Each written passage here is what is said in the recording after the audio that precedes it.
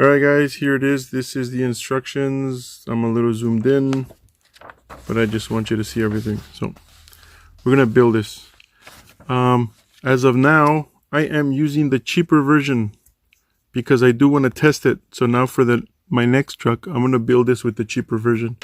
I've noticed some small issues, but we're gonna fix it as we go. That way, I mean, now I know that on that version, you know, I guess there's a tiny bit of expansion when they make these. So there's going to be a little bit of editing, kind of. No, actually, this is supposed to be tight, so this one's fine. This one's very snug. That'll go on this axle very nicely. The other one, this one, I noticed this one is tight. And this one, we can't have it that tight. But you also don't need it to be exactly the size. So I'm going to use my reamer a little bit. Scratch a tiny bit off. I don't think I can get in there. I need this to spin because technically speaking, this is going to be spinning a lot. So now we got a small issue with this type.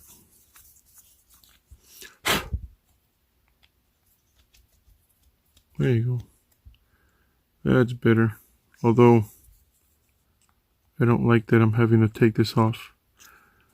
Maybe for this version, I need to make the hole a tiny bit bigger.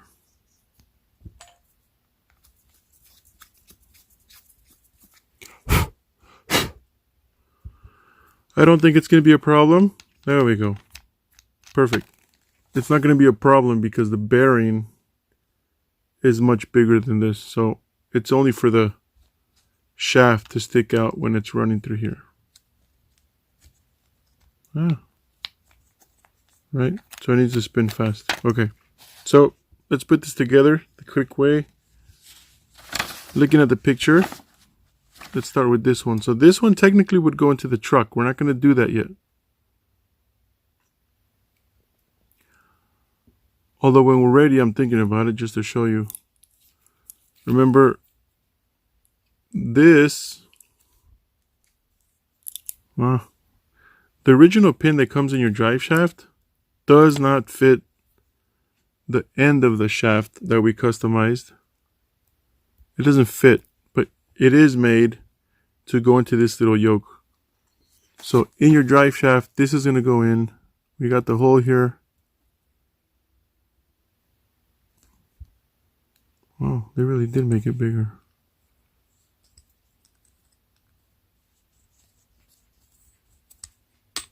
This type of plastic definitely expands a little bit after printing.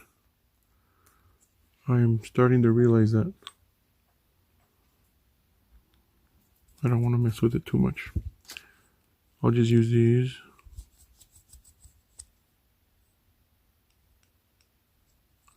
I'm using my 2mm tip to expand it a little bit.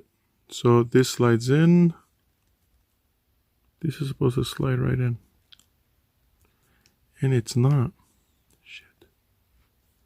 Excuse my language, but this is... I guess that's the issue with 3D printing. It's never exact. Now, I don't remember having this issue with the PA12, which is so far the version that has worked very well. This is what? My 2? Where's my 2mm? 3, 2.5.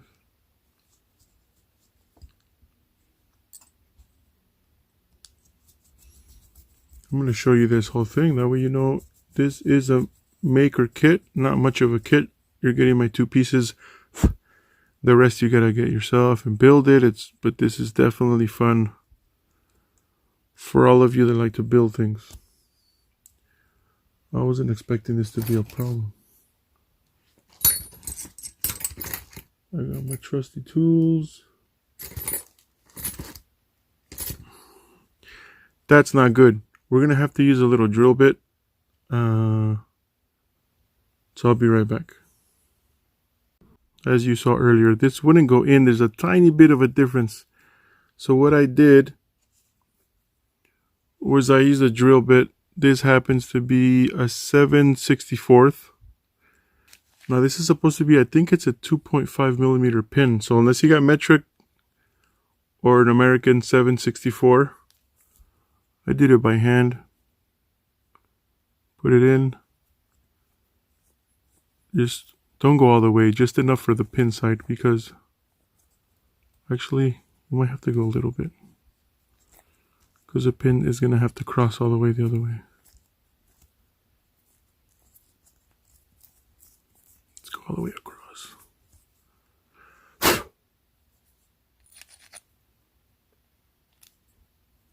I wish this wasn't an issue. Now I'm finding issues with this. Okay, so that's all the way through.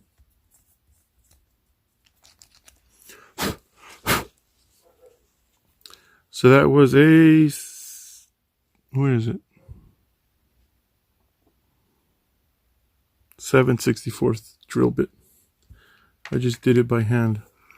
Now, in case you do use a drill bit, because this is, I had an issue with this one.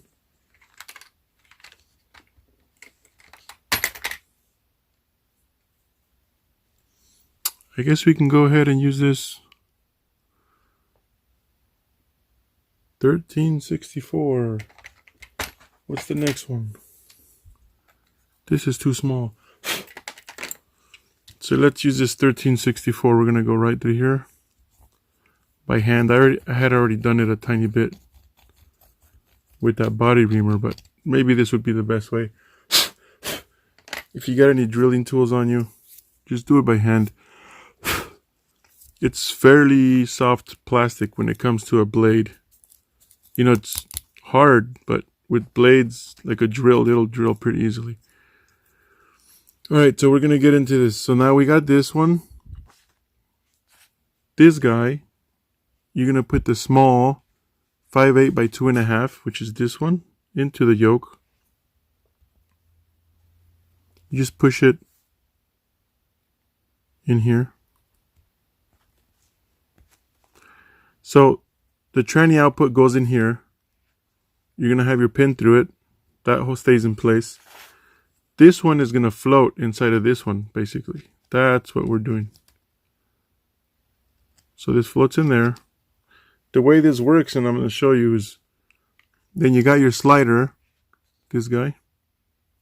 Oh, can you see the paper?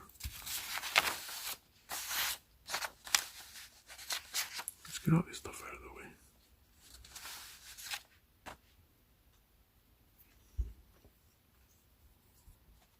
So the yoke part, bearing inside, custom shaft. Then you got your slider. This one goes in here. So this guy is the one that locks, right? Then we need that spacer. So we're gonna have five of the little Teflon washers. 1, 2. Now this space also depends on how much space you left here. There was supposed to be a washer in here before the bearing, but I think I might have done it a little too small. So I'm not going to put it in for now. Yeah, 5 washers. 5 washers, then you got the big washer. So now we're talking about this one. This big washer goes in here. This is the 511 by 4 millimeter. This is that one bearing that Traxxas loves to use on every single one of their cars. Squish that in, all the way in. Use anything, your Tamiya wheel thing. I like to just make sure that's in. Now here's another issue I've always had. These walls, especially here and here, become very thin. So the 3D printing process at Shapeways is a 0.2 millimeter minimum, which ends up not being enough here. So what you got to do is you're going to have to screw this in, because they do screw in all the way. Where? Uh-oh. What is this, 2 millimeter? So you're going to have to screw these all the way in. They're a little tough, so you're basically threading it. I tried making a version bigger so that the screw would just perfectly slide in. But they didn't let me. I got red marked and it said the walls are way too thin. It couldn't be printed, so I had to make it practically exactly 2.5. Which meant you now have to go through the trouble of screwing this all the way in.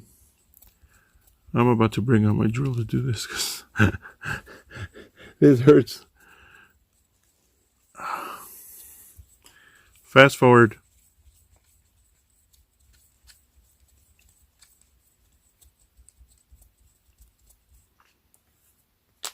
Okay, here.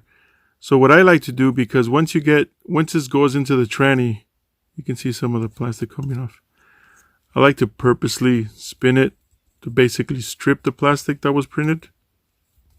You want to strip some of that out.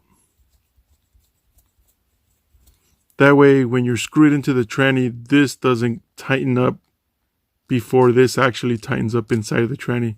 So you want this to run freely when it comes to that. So now, once you do that, you got to pull it out. Pull it all the way out. You can barely see it right there.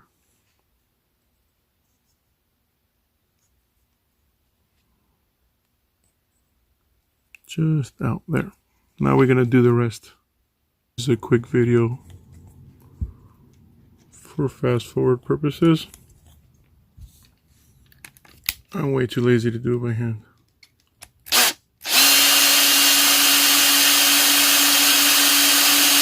Jesus. Let's step it up a notch.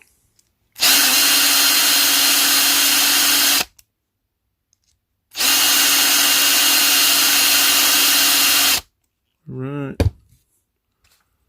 Now we're going to do this by hand because I don't want to mess anything up.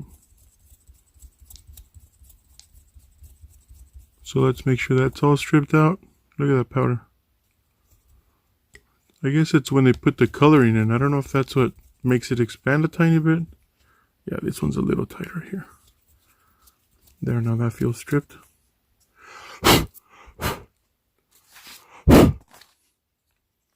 Alright. Now let's back that out. Let's use a drill for faster purposes.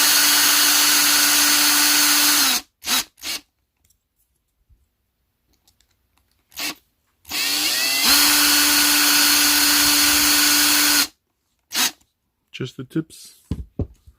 That is that. Preparation for... So this is... Make sure that bearing goes all the way in. So now we got this guy. 1, 2, 3, 4, 5.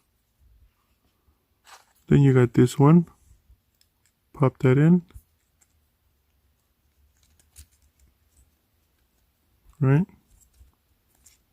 This should be spinning. Spin, spin, spin. You got this guy here. So this one spins, and then when it hits, it locks in. This is what locks your rear. Well, technically letting this one spin freely.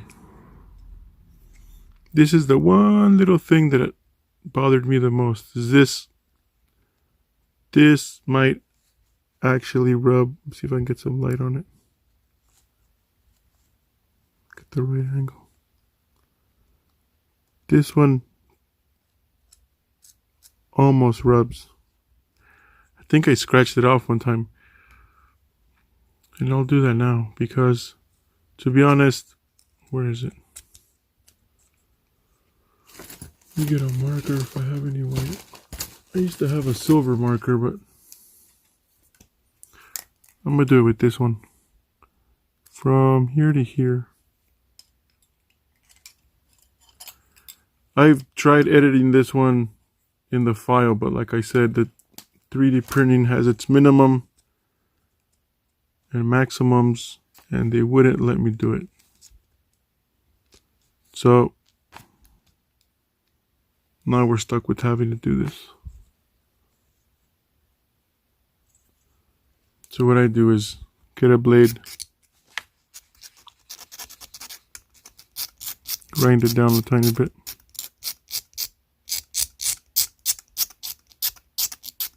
It's gonna be white.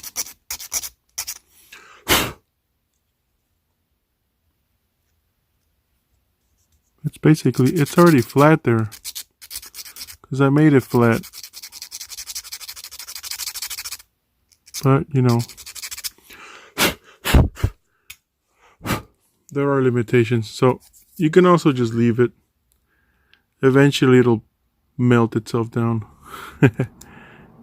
So, per instructions again, this guy, the bearing, this one, your slider, your fork over here, this is the one that's going to slide back and forth. Your fillers or a bearing. Then we got this, the locking to the little bow tie there. That's what locks into this one.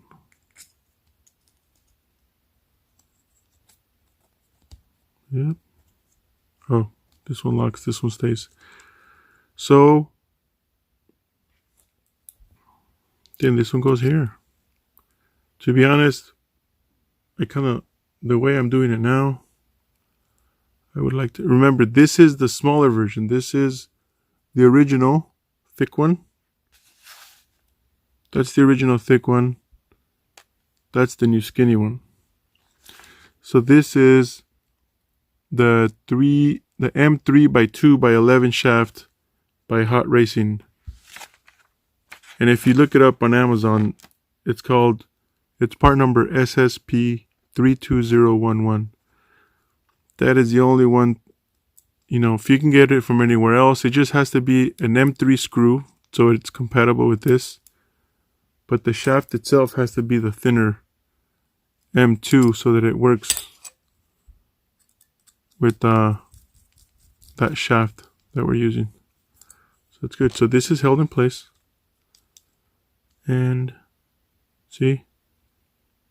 It's a tiny bit of wiggle. That's enough. You don't want too much. So this is ready to be attached. No, it's not. Before I mess up here, that hole there, take this out. You got a little hole right here. Here. That goes into this little guy. What? But you got to put this guy in together. So you're going to have to slide them in together. Make sure it goes through the hole. And make sure this one goes through this hole. There you go. So this is your slider right there. Now that that's in, technically this one would go in. So that's your dig unit right there. Okay.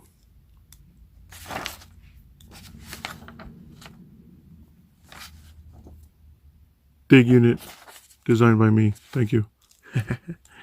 So let's put this away. We're going to put this somewhere away back here where it won't get messed up, because now we got to take the transmission apart.